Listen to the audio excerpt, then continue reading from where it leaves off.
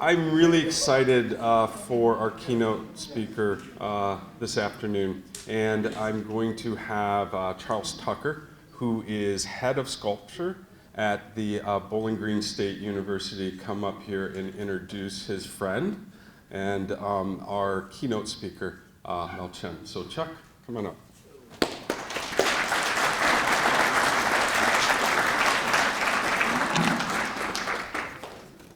Bear with me a little bit, Mel, sorry about this, but gonna work through and read the best I can. Today I'd like to take the opportunity to introduce Mel, who is a long-standing friend, someone I've had an opportunity to know for a couple of decades now, and it's been quite an experience. Mel was born in Houston, Texas. He is known for his broad range of approaches in his art, including works that require multidisciplinary collaborative teamwork and works that conjoin cross-cultural aesthetics with complex ideas. He developed the Revival Fields piece, which began in 1989 and is still ongoing at this time. It was a project that pioneered the field of green remediation, the use of plants to remove toxic heavy metals from the soils. His nationwide $100 bill project continues to engage the public and looks for an end to childhood lead poisoning throughout the country. Mel Chin is an artist resistant to any branding that may fence in his capacity and his ideas, his ability to execute iconic sculptures in any media, engage in any territory, toxic or social, or encourage the expansion and generational transference of ideas in any alternative fields. His work has been exhibited extensively in the United States and abroad and was documented in the popular PBS program Art 21, Art of the 21st Century. Mel is the recipient of numerous national and international awards, including honorary doctorates.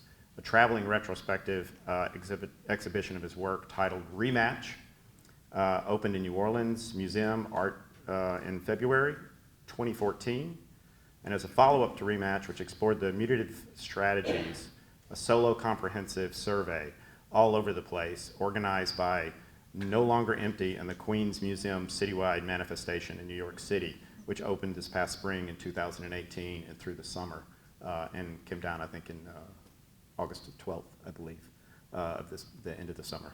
So with that, I would like to present Mel Chin, our keynote speaker.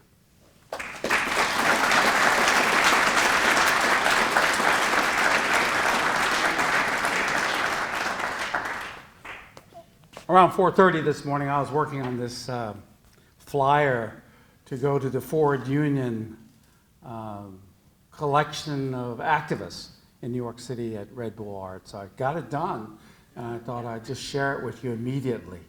And so it is to be distributed, and I will make sure that SculptureX has a copy so you can download and print your own version should you need to post it at your door to make yourself safer and a police officer safer. I didn't get to this talk because I was doing this, posting this on Instagram this morning, and it was a reaction. It was a reaction. So this is the tongue of the shape of a lie. And if you know, look at me. I mean, you're gonna say, all right, he's Asian. He's not the crazy rich one, but you know, he has a tongue, and therefore it might be related to his cultural ancestry from the Tang or the Han Dynasty, but you would be wrong.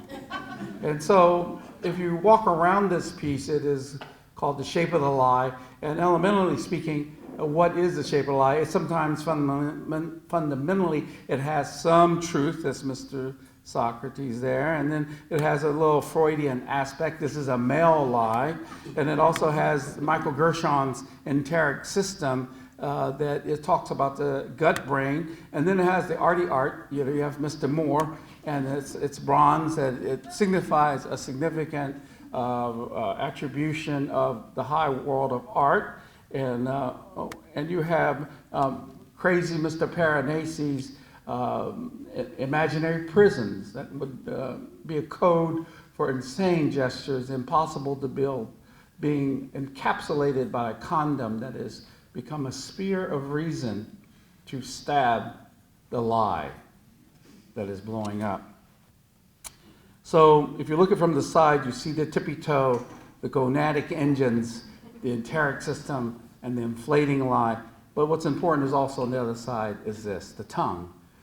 The tongue, importantly to say, is modeled after Catlinite, and Catlinite is named after George Catlin, who painted the Native Americans of this area. And there's the peace pipe. It's made of pipestone. The tongue is carved out of pipestone. And what I'm saying in this piece is materials have their own loaded kind of conversations in culture.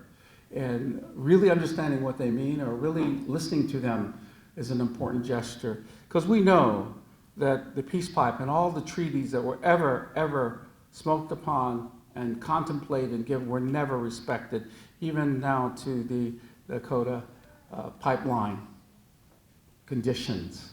Never, ever happening. And I posted this morning thinking about what lies mean from the male side, because I started to lament, and so I had to take a break from this talk and put this up. Passing through here through Detroit, I was flooded with another thought about a young man named Vincent Shen. He was not related to me, but he was bludgeoned to death outside of a McDonald's with a baseball bat. It was his bachelor party. He was at some topless bar, and some workers back in '84 thought he was Japanese and said, "You're taking jobs away from us." And therefore, and he was like me, American born. I'm from Texas. He was from, adopted, raised in Detroit. He didn't take that shit. So he fought back. Then they chased him down and killed him.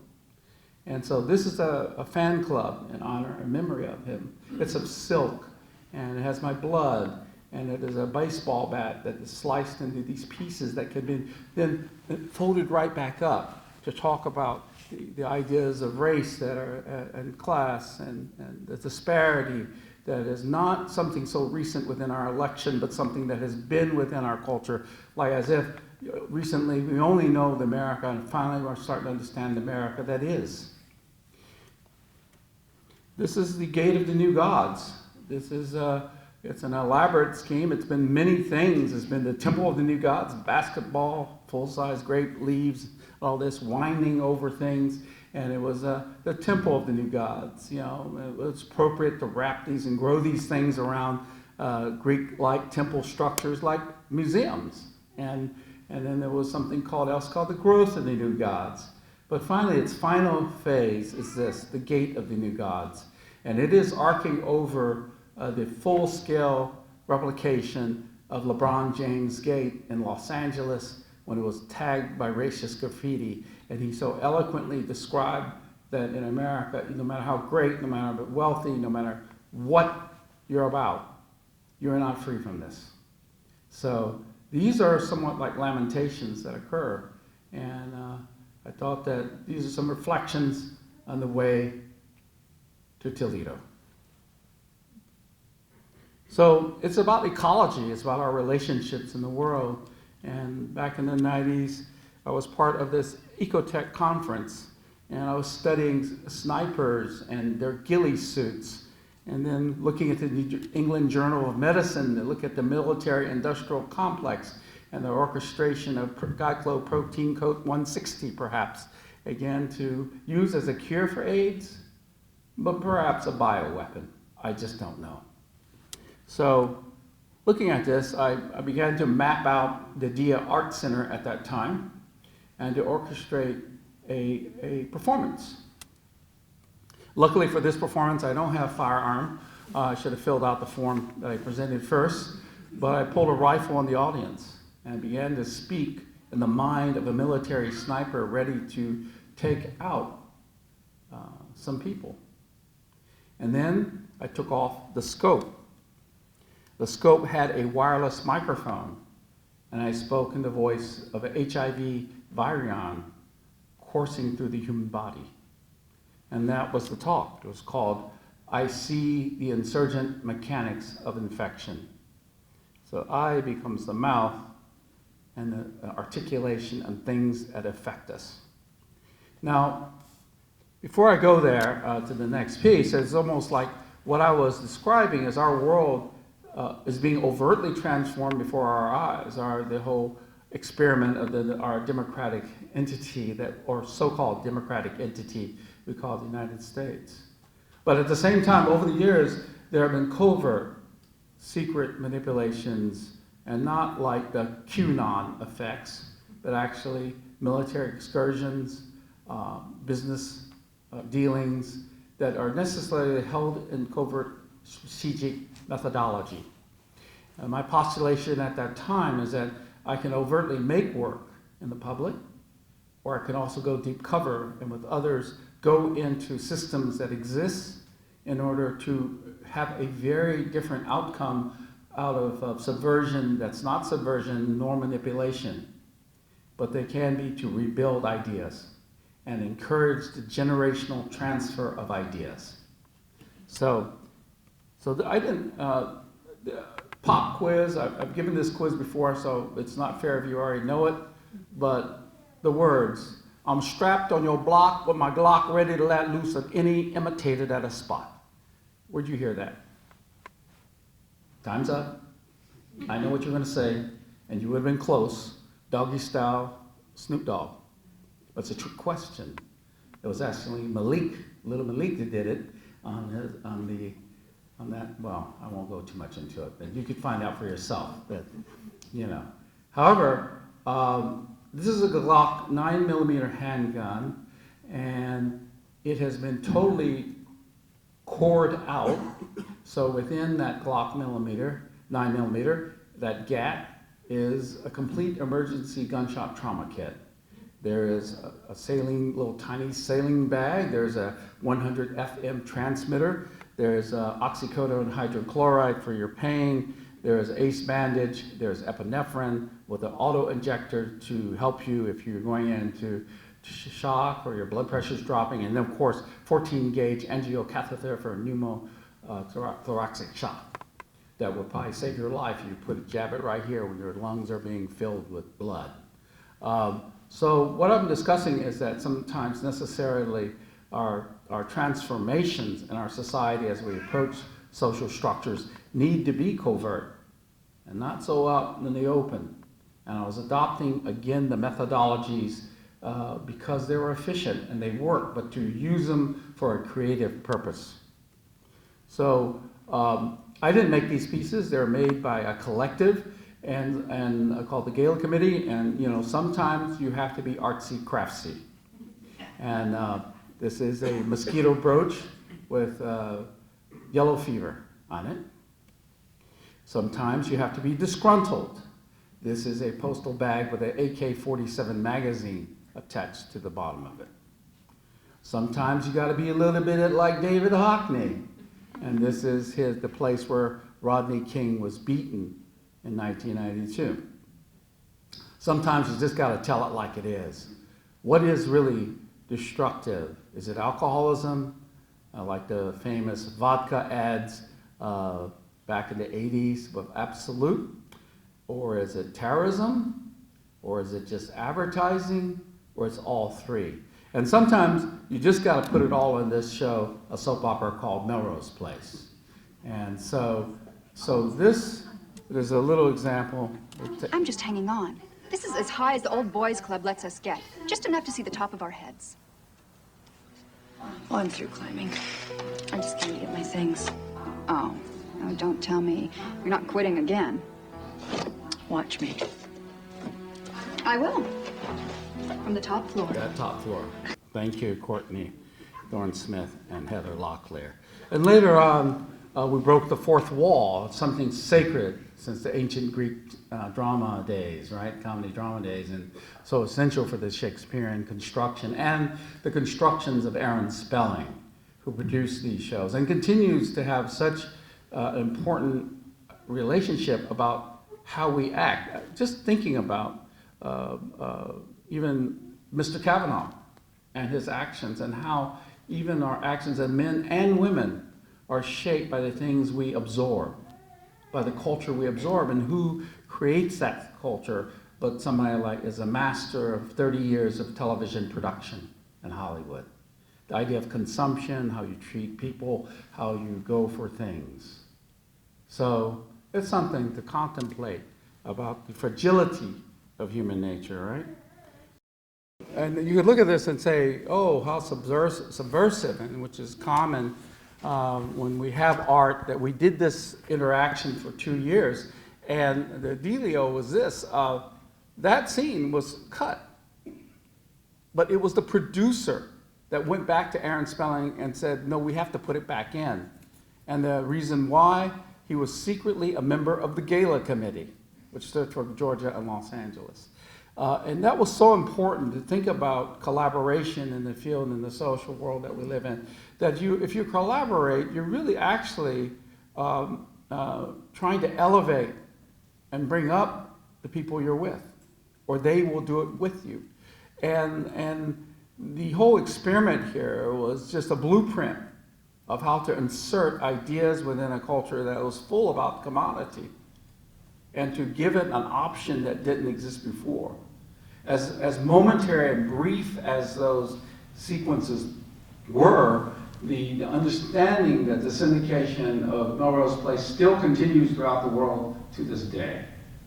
So we're talking about looking at viruses or hosts that have the capacity to last beyond a museum exhibition and for a mural. So anyway, there's a lot more to this, but just give some examples, okay? Then they did an auction in the show, and then we did our own auction at Sotheby's in Beverly Hills, and sold all the work and gave all the donated money to charitable entities in Los Angeles and Georgia. We're called Gala Committee because, you know, GA stands for Georgia, and LA stands for Los Angeles. How clever.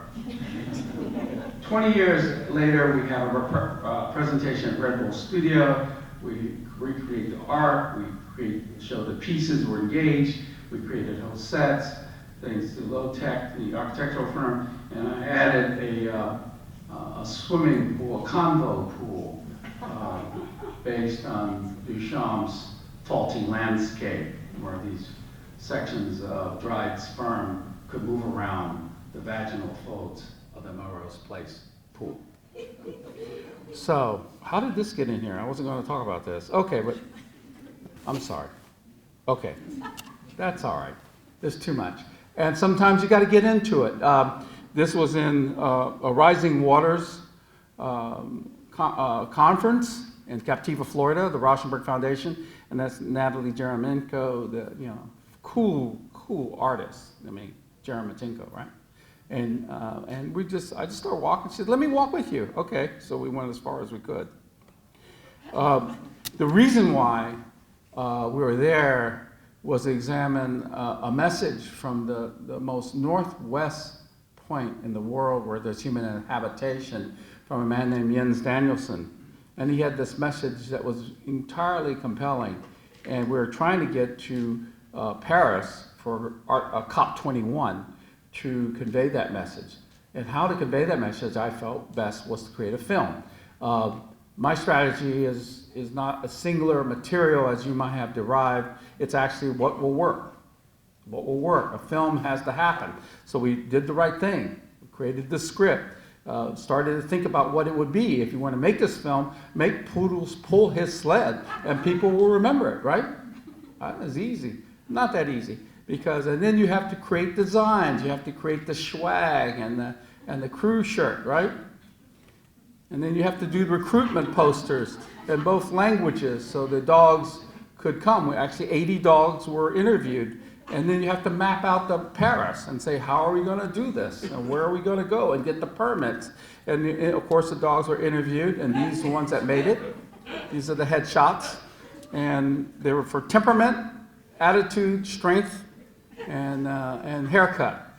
So, and then the script was there. And it wasn't to, the words of Jens Danielson was basically that what's happening in the Arctic is so fundamentally tragic that it will affect the rest of the world. And that was his dealio.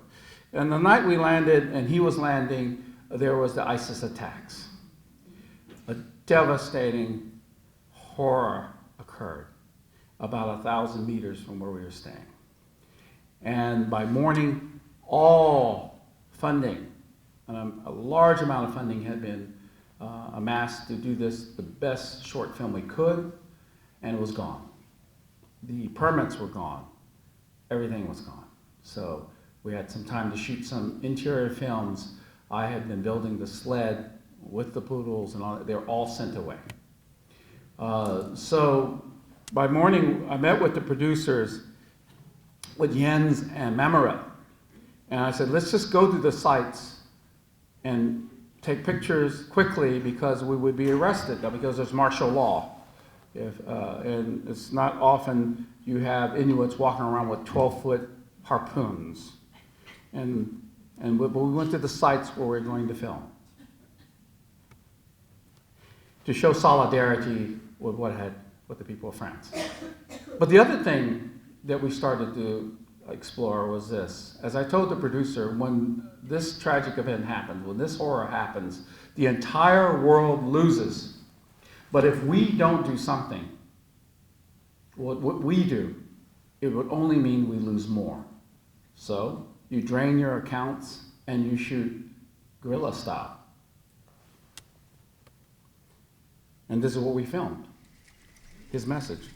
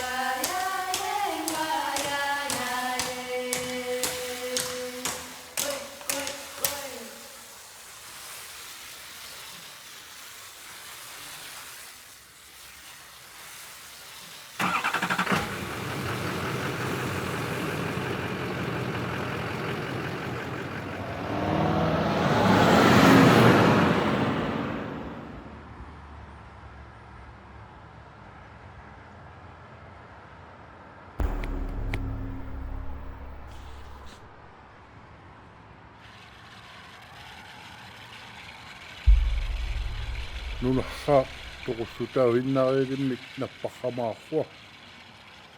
Uanga tamatuminga upang hiuhunga. Ukiuni tuusintirinni inoya hoita addangoreartornera annortorhua. Anorhait tassangaina ha takkukayuqqaarhoi. Ikiortikarreorluga nipaalungitsarruanga. Autta kappiahungitsarruanga. Autta toqossutiangitsarruitput. Naleqqukkartuarramahuut.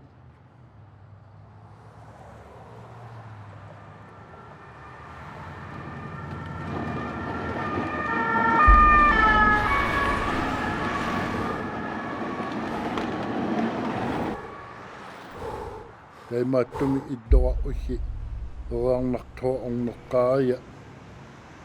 Tässä takuhinnaariaqaakku uatsinnut hunniutai hunaunerrut.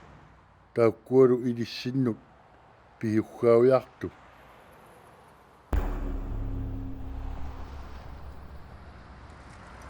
Nunarraatta hermerriangata aukkiartornera imauissiit tatsittu allangorteqqagai.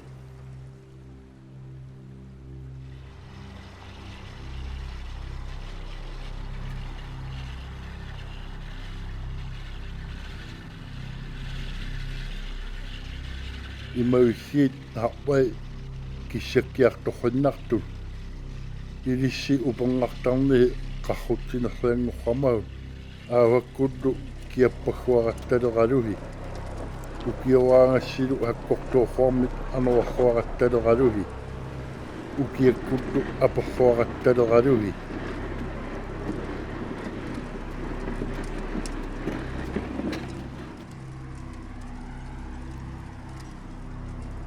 Issittortassaahu Pariisi.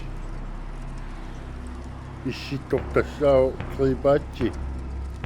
Paitingimi autta Paarutsimi. Jakartami atta New Yorkimi. Riumi atta Santiagumi. Tailassimi atta Takarimi. Mumparimi atta Miamimi. Haitimi atta Helsinkimi. Issittortassaajuarramau ila iddit ilihamahat heorlu. Tassangaakku issittopiuneeruteqihau.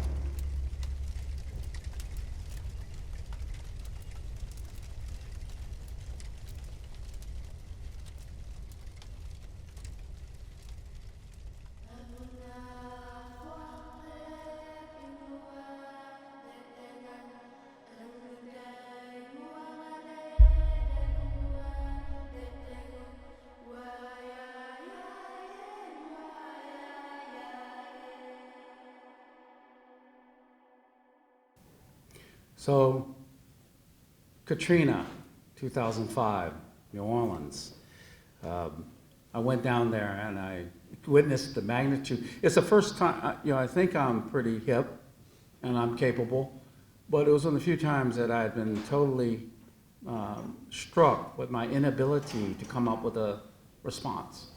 I felt inadequate, and it wasn't because of the ravages of the storm that I was witnessing, like the Ninth Ward, the physical destruction.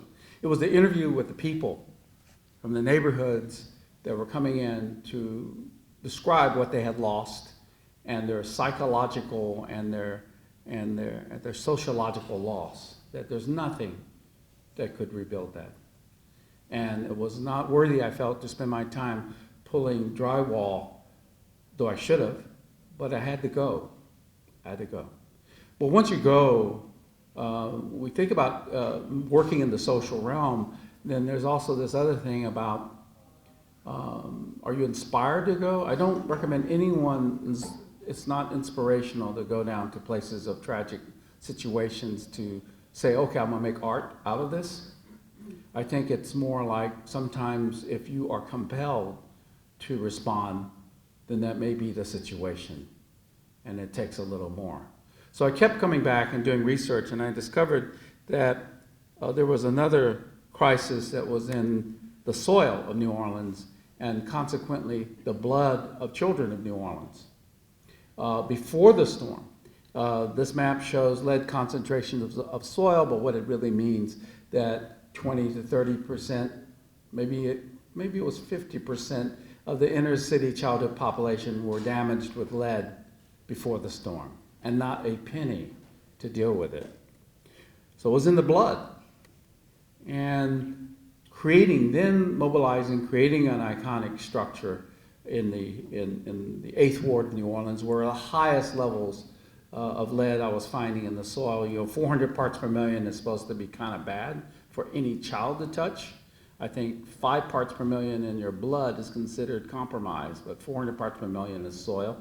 You shouldn't touch. There are almost 8,000 to 4,000 parts per million in this soil outside this house. And 3 children had emerged out of this house that was closed lead poison forever.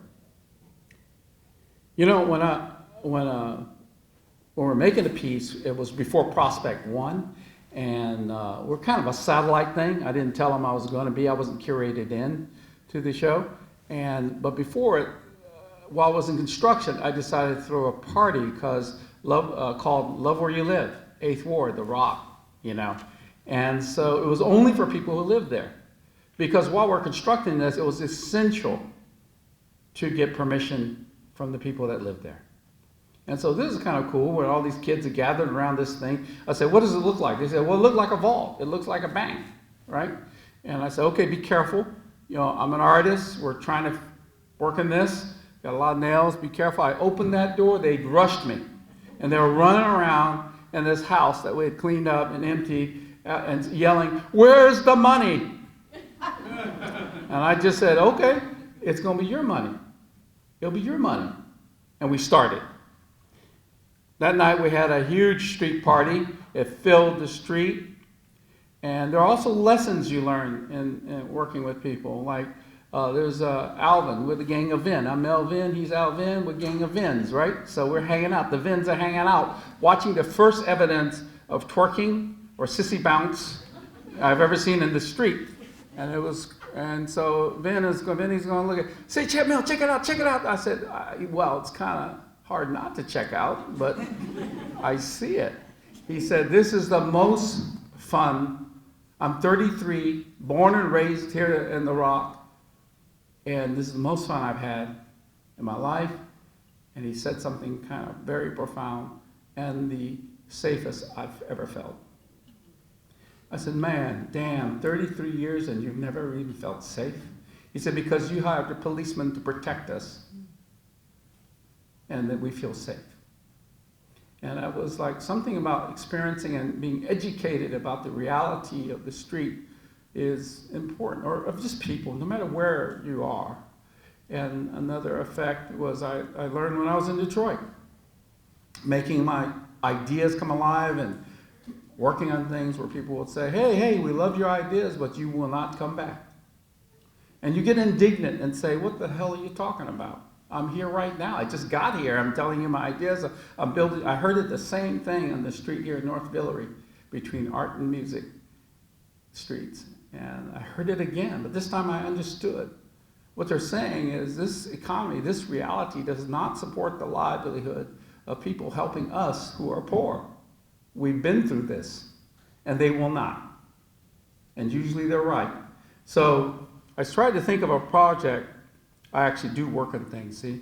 All y'all fabricators out there.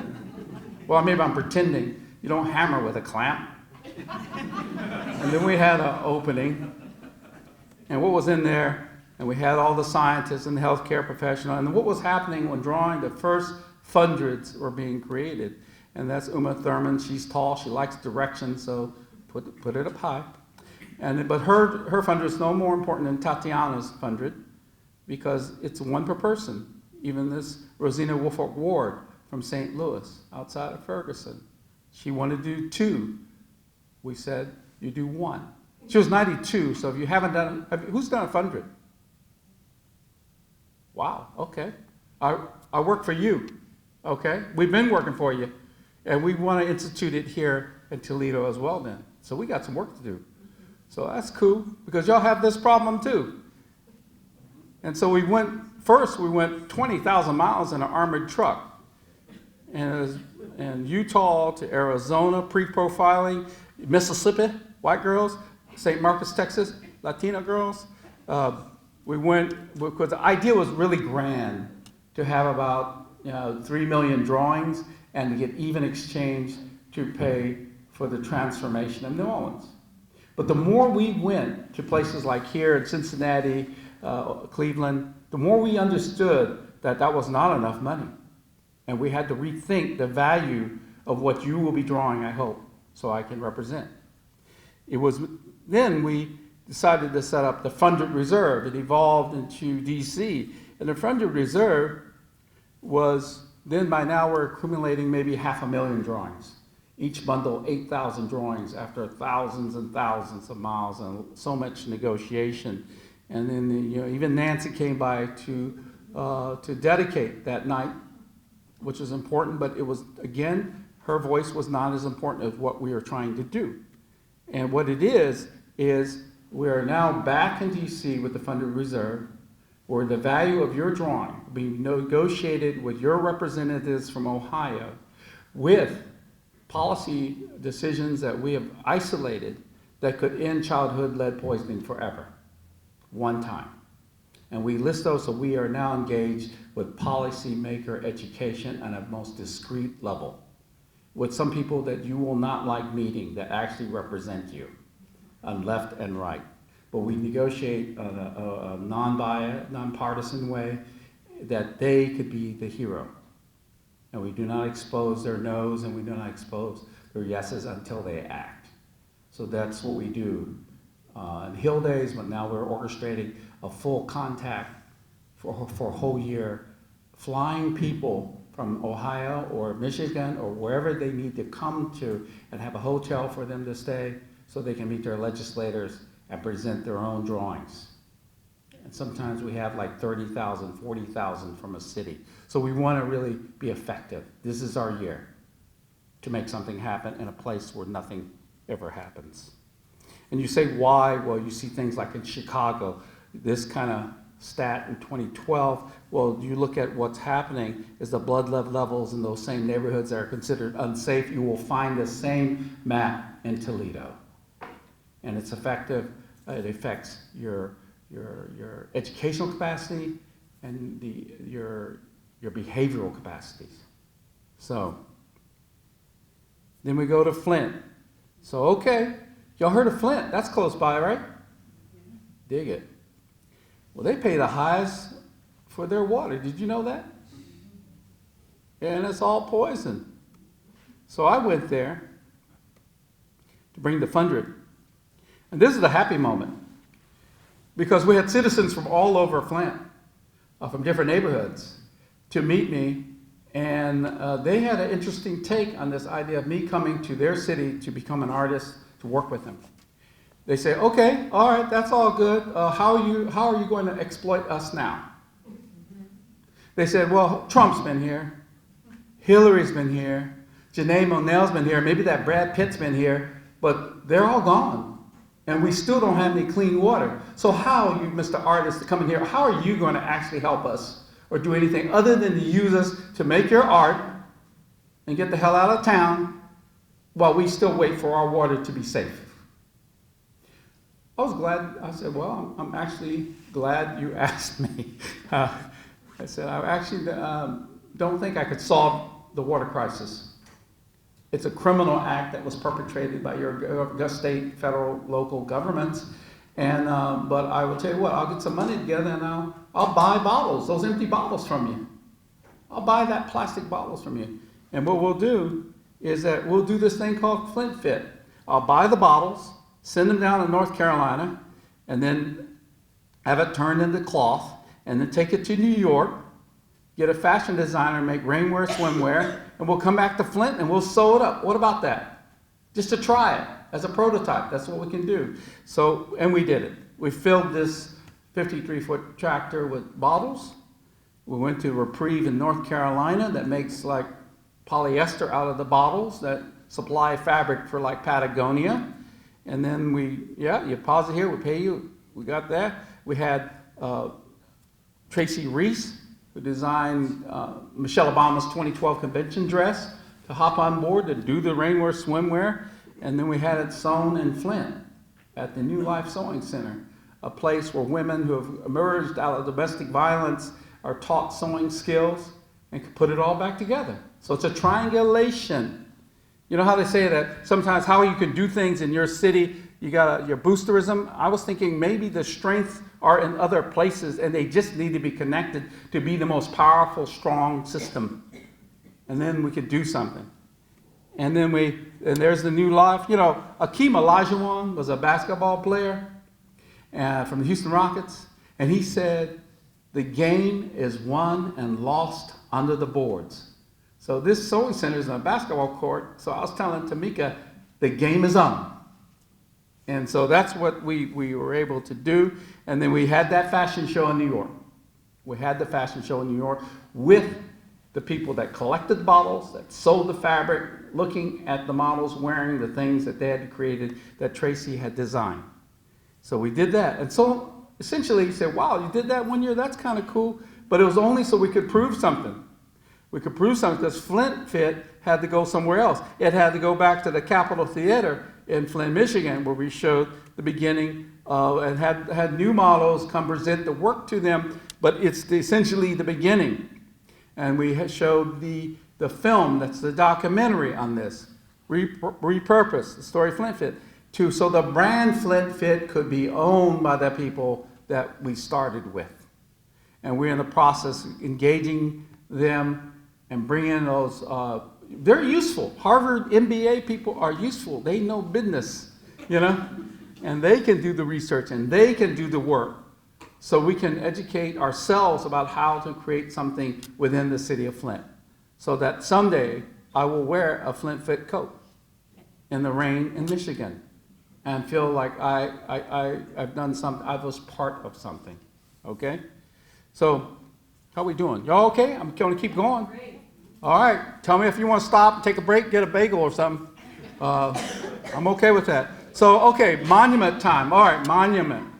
God dang, you got to keep talking about monuments. And so, look, if you're going to make a statue, you got to figure out which Lee you want to go with, right? I mean, I'm going to go with Bruce, to be honest. All right, I'm just that way, but I understand. So, and you know, there's a great confusion over this a monument in Charlottesville. You could, rather than take it away, or and I'm very encouraged by talking to some people here in Toledo. They can make, you can do that bronze, right? And we could do this. We can cut him off, patch him back up, and we can free that horse. So there could be free horses all over the country, right? So this is another thing. That's not all or none. You can think about it. You can think about it. So, and again, there's monuments that I consider are not physical, like these documents. Now, there's one about this individual, an inalienable individualism, or whatever. And then there's this thing about we the people. Now think about this. You have the fundamental beginning of our country based on two documents that say one thing and one the other. So we're in the thick of it now, okay? So based on that, that was the creation of To Me. And it was there in Philly to represent the idea of how do you create a work that separates people yet celebrates people no matter what, whether they're there or in wheelchair, and have full access and celebrate and give them an opportunity to just be themselves for this Instagrammable kind of moment, Facebook moment, and then understand that through this process you can then engage of being a we, stronger and more equal. There's some locals. That's Anaya? Is that Ania? That's you. Dang. Is that the heart? Half a heart? Yeah, we were trying to make a heart. Yeah, that's a split heart, right? Broken heart. But you come down, you can put it back together with Heather, right? Yeah. All right. Better together, right? So I appreciate you, Ania. So, okay. So that's not me. I am making a film, but it's not going to be this one. You've seen this. And then you have this kind of stuff, right? The Greatest Showman. What the hell? It's now, the thing about it, I don't think the reviews are great, but it's one of the most popular middle-class films in America. There's a cult following after this film about P.T. Barnum. So they also, the femme fatale has played this woman named Ginny Lin, which was an opera singer in the 1850s, who probably passed through here. And the challenge, it's important, P.T. Barnum was the originator of mass marketing. And Ginny Lin was the first American superstar, even though she's Swedish. you can bypass things when you're a superstar, you know. And but she graced, and she actually was not a bad person. She actually formed charities when she went back to Sweden. She had enough of the marketing and went back and actually took the money and established something meaningful. And they put her figurehead on things like this clipper ship that ran tea and slaves until it was caught on the coast of Africa. So you take that same pattern like this of a full-scale rib, and you get the Ohio players in the house. Ohio players, all right, there they are. There they are, these amazing sculptors to come build these things with chainsaws. That's how y'all do it. And we built this and put it in Times Square, which is the place where no New Yorkers ever go. That is the well pit of marketing and celebrity worship. And you create something.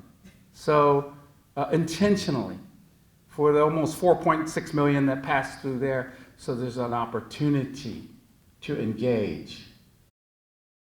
And she's a slightly Westworldy. Her head kind of moves around, and you have this thing. So you have this beach kind of shipwreck in the middle of Times Square. But that's not enough. Share your creativity, the sign says. All right, that's cool. Okay. Then you do something just a little bit more.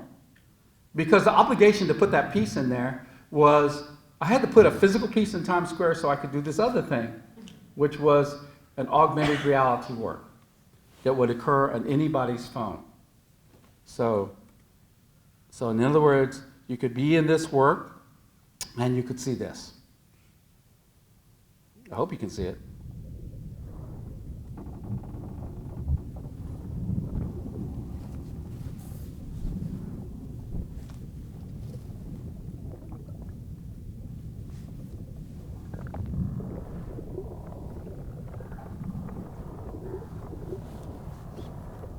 So through the phone, you could be in Times Square and see what other people aren't seeing.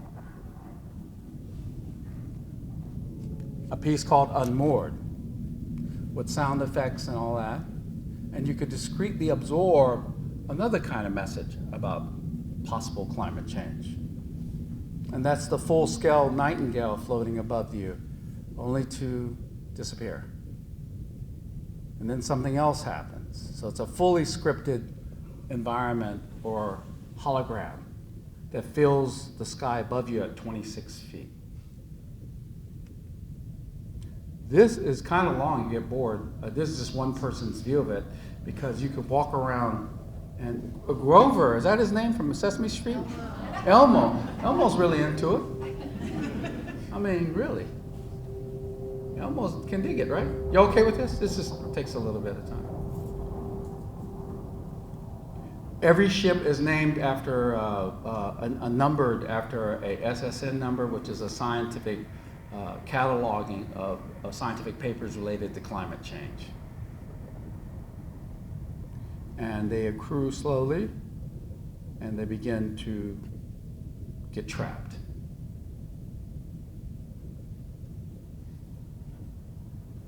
So at first, the idea is to orchestrate a comfortability factor. There's no water. No water was hurt in the making of this piece. And that's also essential. Always maintain the relation. And it was the help was with Microsoft, because I challenged them. They were doing works with Brian Eno in London, and they came to New York and they wanted to do something. I said, well, basically, no, unless you make your name very small and my name smaller.